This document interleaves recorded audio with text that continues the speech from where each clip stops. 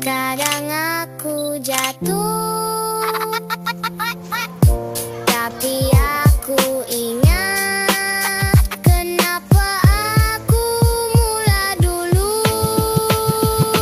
Aku jalan pelan-pelan, tak tahu mana arah, tapi aku tetap jalan walau dunia tak dengar. Dari bawah aku naik walau orang tak nampak. Aku coba. Ya, untuk hari ini kami sebagai kader-kader dari desa bertugas sebagai untuk membagi MBG bagi balita, busui, bunil dari desa Penebok Dalam.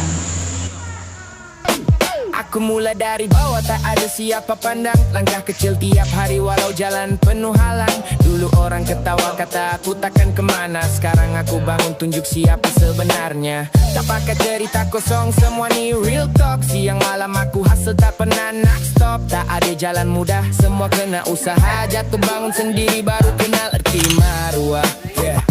Hidup bukan senang, semua kena rasa. Dalam pahit dulu baru paham nikmat bahagia. Apa yang aku lalui, aku simpan jadi bara, jadi api dalam diri. Teruskan langkah ke depan.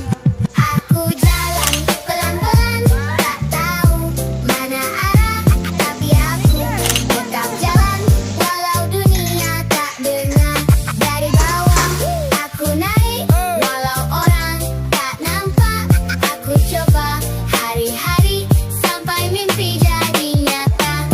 Dari kosong aku isi dengan mimpi besar. Walau dunia gelap aku tetap kejar. Tak tunggu peluang, aku cipta sendiri. Jatuh berkali-kali aku bangun lagi. Ramai datang bila aku mulai naik. Dulu masa susah bayang pun tak nampak baik. Itu semua biasa, aku dah mengerti. Yang tinggal di sisi cuma yang setia di hati. Aku tak lupa asal, aku tak lupa jalan. Setiap luka lama jadi sumber